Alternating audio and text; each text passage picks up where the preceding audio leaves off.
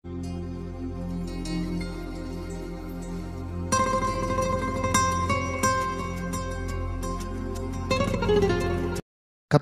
ಪರಿಶುದ್ಧ ನಾಮಕ್ಕೆ ಸ್ತೋತ್ರವುಂಟಾಗಲಿ.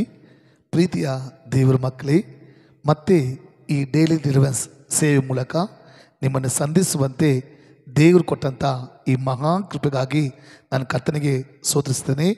ನಿಮ್ಮ ಎಲ್ಲರನ್ನ ಯೇಸು ಕ್ರಿಸ್ತುವಿನ ನಾಮದಲ್ಲಿ ವಂದಿಸ್ತೇನೆ, ಆಶೀರ್ವದಿಸ್ತೇನೆ. ದೇವರು ನಿಮ್ಮ ಜೀವಿತದಲ್ಲಿ, ನಿಮ್ಮ ಕಾರ್ಯಗಳಲ್ಲಿ, ನಿಮ್ಮ ಕುಟುಂಬಗಳಲ್ಲಿ ಪ್ರತಿದಿನ ಬಿಡುಗಡೆ ಮಾಡಬೇಕೆಂಬುದಾಗಿ ಯೇಸು ಕ್ರಿಸ್ತುವಿನ ನಾಮದಲ್ಲಿ ನಿಮ್ಮನ್ನು ಶುಭ ಕೋರುತ್ತೇನೆ.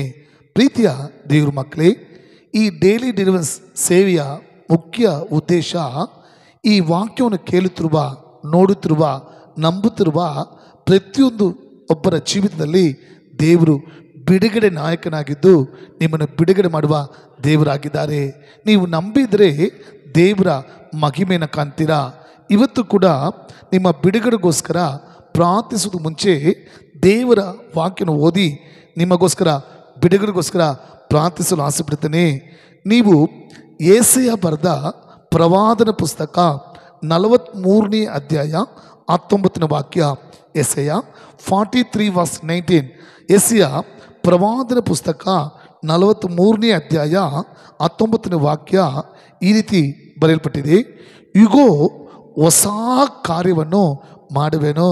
ಪ್ರೀತಿಯ ಸಹೋದರ, ಪ್ರೀತಿಯ ಸಹೋದರಿ, ಈ ಡೈಲಿ ಡೆಲಿವರೆನ್ಸ್ ಸೇವೆ ಮೂಲಕ ದೇವರ ವಾಕ್ಯವನ್ನು ನೋಡುತ್ತಿರುವ ಪ್ರತಿಯೊಬ್ಬರು ನೋಡಿ ಏಸಪ್ಪ ಹೇಳ್ತಿದ್ದಾರೆ, ಮಗನೇ, ಮಗಳೇ, ಇದು ನಿನ್ನ ಜೀವಿತದಲ್ಲಿ ಹೊಸ ಕಾರ್ಯವನ್ನು ಮಾಡುವೆನು. ಆಮೇನ್. ಪ್ರೀತಿಯ ಸಹೋದರ, ಏನೋ ಒಂದು ಕಾರ್ಯದಲ್ಲಿ ಒಂದು ಬಿಡುಗಡೆಯನ್ನು, ಒಂದು ಅದ್ಭುತವನ್ನು, ಒಂದು ಜಯವನ್ನು ನೀವು ಎದುರು ನೋಡ್ತಾ ಇದ್ದೀರಾ.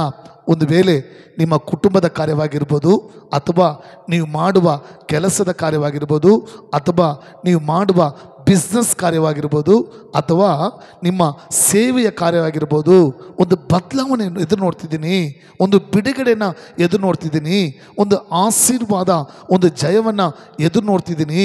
ಆದರೆ ನಾನು ಎದುರು ನೋಡುವಂಥ ಒಂದು ಬಿಡುಗಡೆ, ಒಂದು ಆಶೀರ್ವಾದ, ಒಂದು ಬದಲಾವಣೆ ನನ್ನ ಜೀವನದಲ್ಲಿ ಹೊಂದ್ಕೊಳ್ಳೋಕ್ಕಾಗ್ತಿಲ್ಲ ಎಂಬುದಾಗಿ ವೇದನೆ ಪಡ್ತಿದ್ದೀರಾ.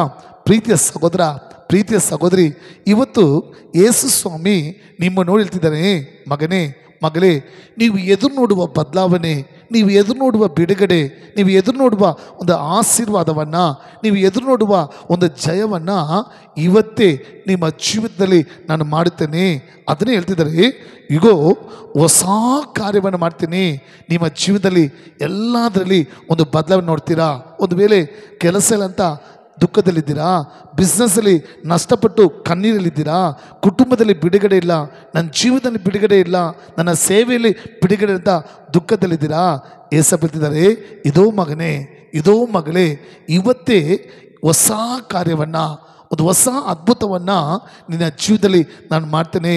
ನೀವು ನಂಬುವುದಾದರೆ ಯೇಸುವಿನ ನಾಮದಲ್ಲಿ ಪ್ರವಾದನೆಗೆ ಹೇಳ್ತೀನಿ, ಪ್ರಾರ್ಥಿಸಿಗೆ ಹೇಳ್ತೀನಿ, ಇವತ್ತಿಂದ ನಿಮ್ಮ ಬಿಸ್ನೆಸ್ಸಲ್ಲಿ, ನಿಮ್ಮ ಕೆಲಸದಲ್ಲಿ, ನಿಮ್ಮ ಕುಟುಂಬದಲ್ಲಿ, ನಿಮ್ಮ ವೈಯಕ್ತಿಕ ಪರ್ಸ್ನಲ್ ಕಾರ್ಯಗಳಲ್ಲಿ, ನಿಮ್ಮ ಸೇವೆಗಳಲ್ಲಿ ಹೊಸ ಕಾರ್ಯಗಳನ್ನು ನೋಡ್ತೀರಾ.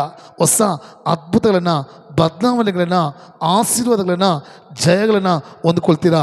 ನಂಬೂರು ಮಾತ್ರ ಹಾಗೆ ಕಣ್ಣು ಮುಚ್ಕೊಂಡು, ಹೌದೇ ಸಪ್ಪ, ನಾನು ನಂಬ್ತಿದ್ದೀನಿ, ಇವತ್ತಿನಿಂದ, ಈ ಕ್ಷಣದಿಂದ, ಈ ನಿಮಿಷದಿಂದ ನನ್ನ ಜೀವಿತದಲ್ಲಿ, ನನ್ನ ಕುಟುಂಬದಲ್ಲಿ, ನನ್ನ ಸೇವೆಯಲ್ಲಿ, ನನ್ನ ಬಿಸ್ನೆಸ್ಸಲ್ಲಿ, ನನ್ನ ಕೆಲಸದಲ್ಲಿ ಹೊಸ ಕಾರ್ಯ ಮಾಡ್ತೀಯಪ್ಪ.